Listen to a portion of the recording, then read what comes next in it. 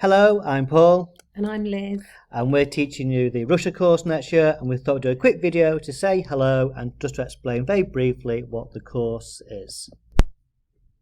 So we thought we'd start by talking about why we offer Russian history on this course, and there's lots of reasons to study it. Obviously there's a lot going on in the world at the moment that might give you some reasons to want to study the history of Russia.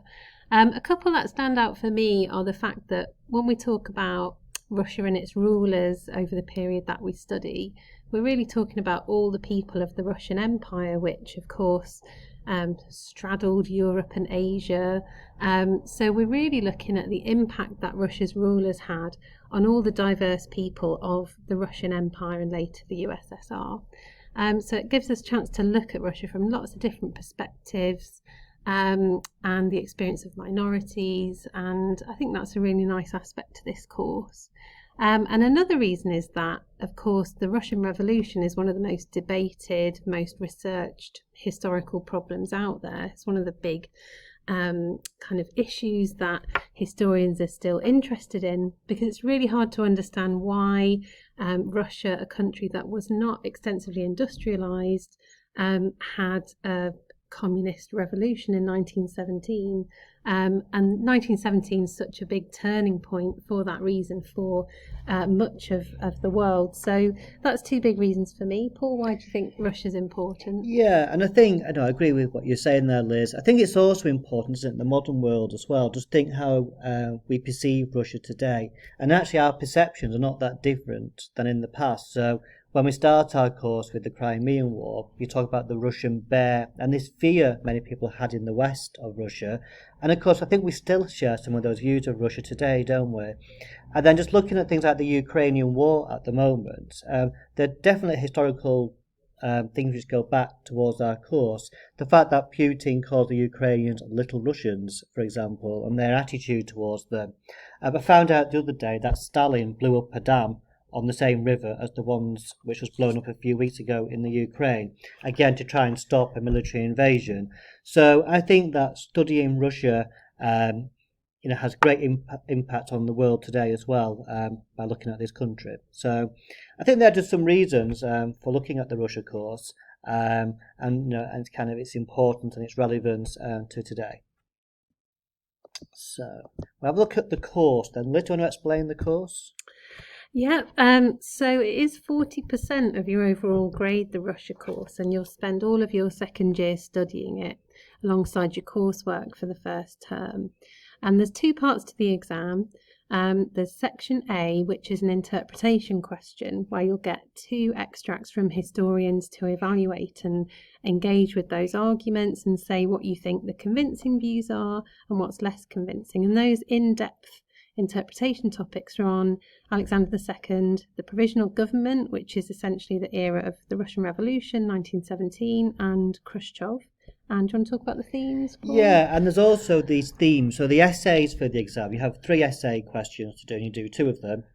And the questions cover 100 years, basically. And the main themes for those essays are on Russian government. So you might be asked, was there any great change in Russian government from 1855 to 64? The economy and society is one of the other great themes there. Impact of war on Russia is another theme. And then nationalities, which is what Liz was talking about at the beginning, about the impact of the Russian Revolution, how they tried to control their empire, etc., etc. So the exam, it's quite a long exam, 2.5 hours, 40% of your marks, and you've got these great big themes and these interpretations. Plus, of course, your coursework. So basically, over half your marks are what we do next year. Yeah. That makes you feel better or not, I don't know. So, over the summer, we'll actually do a little bit of work. Now, we're aware, obviously, that you've had a busy year, you want a bit of a rest and, enjoy a bit of sunshine. But we would like to do a little bit of summer work. Do you want to explain the coursework first, Liz, and I'll do the booklet? Yeah, so you've been doing some work to prepare for your civil rights themed coursework. So you should be going into the summer holidays with an overview of that topic and maybe some inspiration for which question you're going to choose. But over the summer, you need to take that kind of initial work that you've done quite a bit further. So you need to identify 5 books at least to start to dip into and make some notes on. In addition to that, some articles which are obviously much shorter and give you a chance to get historians' views and find them quite quickly. So basically do the bulk of your coursework reading and research and note taking over the summer, and then you won't have to juggle that with all your other work in September. And when you come to your first lesson in September, you need to hand in 1,000 words, the first 1,000 words of your first draft of coursework. Now, it's not going to be perfect, it's not going to be polished, it's really possibly going to be an introduction and a couple of paragraphs, something like that, but just give us a sense of your progress, how you write, because we haven't seen your writing yet, and what support you might need going forwards. Okay, so it's not assessed as such, it doesn't contribute to your coursework grade, but it's a key moment for us to know how it's going. So that's a priority. Yeah, and I think it's really important, isn't it, to do that reading, because we find that students who don't do the reading over the summer really struggle when we get back in September, because obviously you've got far less time, haven't you, in September? You know, you might have English coursework to do, you can have Russia homework to do, all your other subjects will be making demands. You've basically got like 8 weeks of the holidays, haven't you?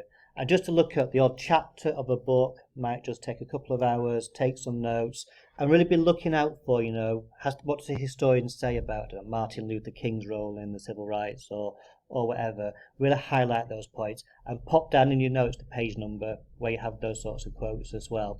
But the summer is the real time to really crack on with the long bit, which is the reading part.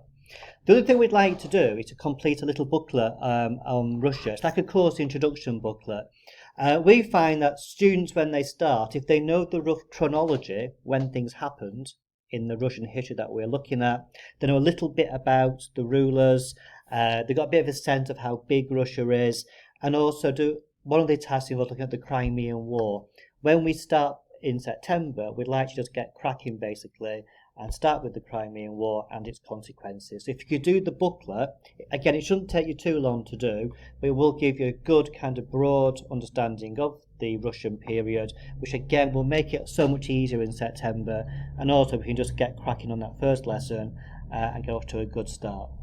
So that's what we'd like to do. The booklet is being put on the Russia Teams, I believe. Is that right, Liz? Yeah, we're going to add you all to the Teams page for the Russia course, and there's an introduction folder there, and you'll find everything you need there.